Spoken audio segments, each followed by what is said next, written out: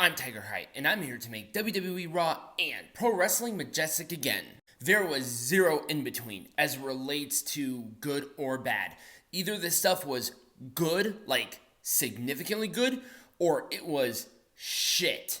There was no in between. So I chose this picture specifically because Dom here looks like a simp, and I thought that was funny. Rhea Ripley, JD McDonagh, and Dominik Mysterio come out to start off Raw. I like this. I like the energy that they brought. Dominik was obviously booed out of the building, no piping. But then Sami Zayn came out and cut a very good promo. Good lord, what a promo. And that was it. Basic, straight to the point. They were talking about the stuff with the main event and Sami Zayn not giving up against the Bloodline. It was good. It gets an Orange Cassidy thumbs up. It was close to a full thumbs up. I think maybe a little more direction would have been better, but I thought that the passion was there, the direction was kind of there, it wasn't quite there, it was close. And we go into our first match, which was Dominik Mysterio and Ricochet. This was a good match. Good lord. Back and forth, lots of good action, the fluidity was good. These two have a good chemistry. I was so stoked on this. And I like the ending with the roll-up with tights for Dominik to win. Ricochet didn't look weak. Dominik won a match on Raw, continuing his momentum and being a heel. Full thumbs up. Why? Because why not? Alpha Academy versus the Creed brothers from the NXT. I'm like, oh, that's fun. I wonder if is this their main roster? I think they said it is the main roster. I hope it's not. I hope they actually are still in NXT just for a little bit longer. But this was a really fun match. I like this match a lot. The back and forth was so nice. Goddamn, these two teams have such an interesting dynamic that was super digging. And it was the Doomsday Brutus bomb for the win. Oh my god, I was not expecting this. But what a way to kick off on the main roster with a good match. Lots of fun action, full thumbs up. And we went from a good match to, goddamn, a really good MizTV. Miz's person was Gunther, but before Gunther could come out, Giovanni, Vinci, and Ludwig Kaiser had the back and forth. I like Giovanni, Vinci talking, and the dynamics there with Ludwig Kaiser being a dick. Apparently he is that IRL. I don't know, I haven't met the guy. But I really like that dynamic in the Miz finally talking with Gunther. Oh my god, so good. People, Gunther is a good promo. Can we stop with this whole narrative that Gunther is not a good promo? It's ridiculous. He is a great promo. This was awesome. It was so good. DIY came out after because the Miz got attacked. But I kind of wish DIY was like, hey Miz, turn around, let's all attack. I mean, they're obviously leading towards a Miz-Gunther match. Might as well make it official with all three of them going in there and taking out the heels. I think that would have been great. I still like this a lot. Thumbs up. And we go right into a fun match. DIY, I think making their main roster debut. I could be wrong. Taking on Imperium. I really like this. I did. It was meet in the middle on Giovanni Vinci to win. Ludwig Kaiser discussed it with Giovanni Vinci, losing again. I don't know what they're wanting to do here with Giovanni. If they wanted him to come up to the main roster just to lose, he should have stayed on NXT. But it is what it is. This is where we're at. That's what they did. I think DIY needed the win more than Imperium. So I like that. Orange Cassidy, thumbs up. Very close to full. I think maybe a little more time would have been better here to promote the match, but it is what it is. Can't go wrong with it. I liked it. And with all the good, here's where we get the bad. Xia Li. She has potential. I think she is a valuable asset to the roster.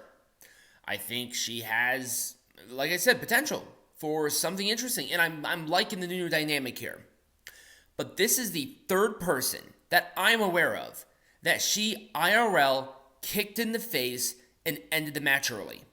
The third person. Now, the last time, it's been a couple years. I think the last time that I remember was Mercedes Martinez in NXT. But this is a pattern. And Xia Li has not been on TV in a long-ass time. What was she doing? Making sure her kicks were harder? because she clocked Candice LeRae. Just right in the damn face. Michael Cole calling her Candice Michelle. I have no idea how Candice LeRae looks like Candice Michelle. Jesus Christ. Anyway, the ref threw up the X. Clearly there was something wrong.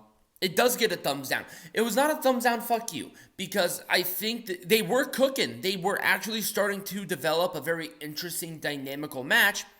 But then Xia Li decided to go rogue and kick her directly in the face. Jesus Christ, apparently Nia Jax turned Asian and lost 200 pounds. It is what it is. But yeah, thumbs down. Seth Freakin Rollins and JD McDonagh. Could have been better. Seth Rollins' little promo about Drew McIntyre's thing about him being the champion during the pandemic, where he said literally, boo-hoo for you, and brought up legitimately people dying, was so incredibly unnecessary. Legitimately unnecessary. And I get it was part of his little promo, but it just was in weird taste. I didn't like it. I think it was totally unnecessary. Can we not bring up the pandemic era? We get it. Drew carried the company during the pandemic era. He was the champion. He was the face of the company and putting on great matches in lieu of people. He did that. But his big moment, beating Brock Lesnar for the WWE champion, was not the same because he did it in front of nobody. Nobody's fault, but let's stop bringing it up. It was almost 4 goddamn years ago. Anyway, it was a stomp for the win. Damian Priest came out partway through the match. I think that sort of hurt the match personally. It was still a fine match. I liked it for the most part. Jey didn't look horrible, but he didn't look great. It's kind of there. Orange Cassidy, thumbs up. Oh, God. Okay. I was about to shit on the Hikaru Shida Abaddon, essentially a trick or street fight because of the ridiculousness. And even though that match was ridiculous, this was embarrassing. Now, they went all out with the props. All well and good. But I think they over-egged the pudding with the silliness and the campiness. You had candy corn and Nikki Cross underneath a hollowed out pumpkin where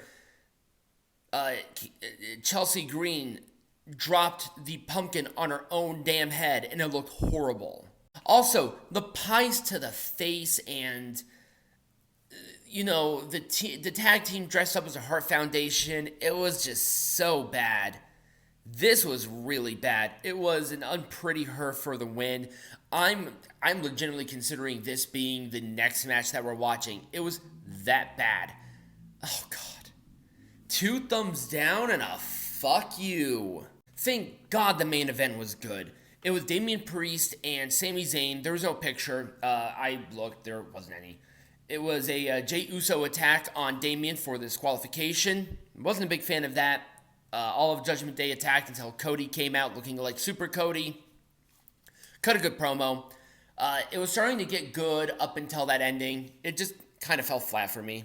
I mean, I liked the match overall. Upper echelon, Orange Cassidy, thumbs up. But it was just kind of a strange ending to the show.